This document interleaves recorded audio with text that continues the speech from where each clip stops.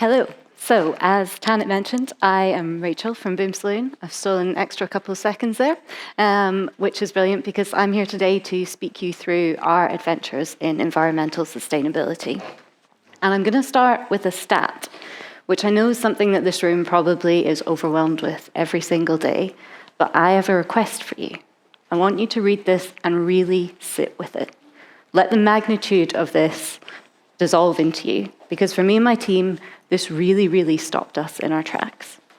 We explore the Sustainable Development Goals through the lens of creativity, and we publish a number of features such as this, which use future scenarios thinking to discuss loss and damage in the Global South.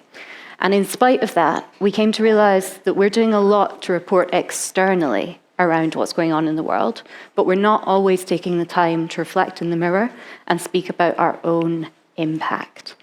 I know that this can be incredibly hard to do, but I also know that as an industry, we have taken such great leaps forward within this space of speaking about climate change. And why do we need to do more of this now?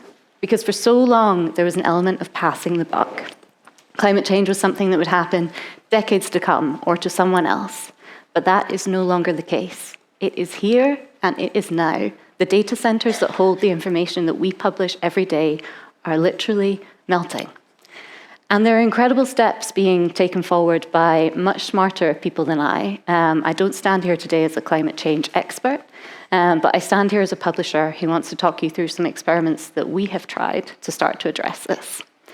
The first one, I will probably have to not tell you much about, the big print versus digital debate.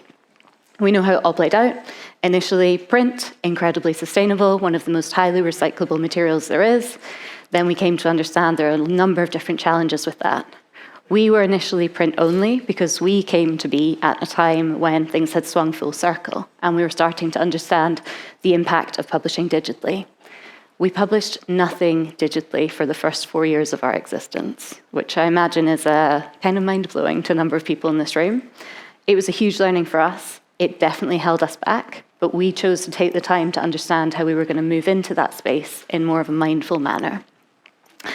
Our second experiment was pretty fun. Having undergone a digital transformation, we decided every month that we would delete our website. All of our articles were gone. I probably don't have to exaggerate when I say to you, having that conversation with the search and indexing team last year from Google was quite a head spinner. Again, we came to realize that this was not the solution. The content that we publish and share is vital and it needs to be distributed. I will never, ever refute that. And I am no longer embarrassed to say that we are brave and bold in our decision making, but our outcomes are not always what we expect them to be. And this was not the way to go for us. Instead, we came to realize that we have a need for an archive, but what we can start to think about is how we might begin to compress that every single time that we're publishing. We work with a lot of photographers who are understandably very precious about how we share their imagery. But we found that having the conversation with them and explaining the process that we will work through is a great way to start to counter this. It's not the solution, and I stand here saying that we have not yet come to that point. But for us, it's our current best practice and something that we're going to take forward and continue evolving and adapting and learning from.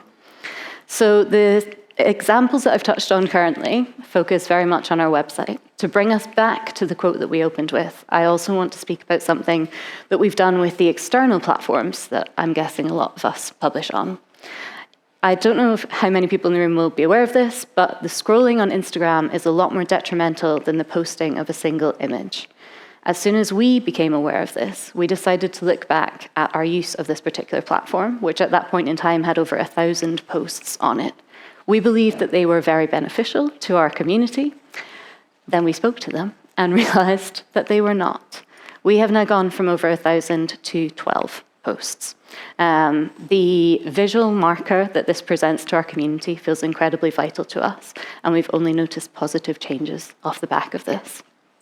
And I stand here today saying all of this because I believe that it needs to be a conversation that we take forward together. As I touched on before, I'm not an expert. I know from commissioning Theo and Lena, who took this photo, that the people in that are not experts either. But making small changes can make a huge difference.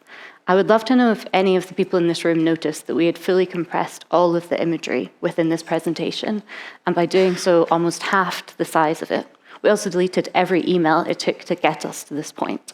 They're very small changes, but I would hope that if we can start having the conversations around what more of these we can do, we can start to move to a much brighter future, if only we can maybe get Ronaldo to also be a part of that. Thank you. Thank you, Rachel.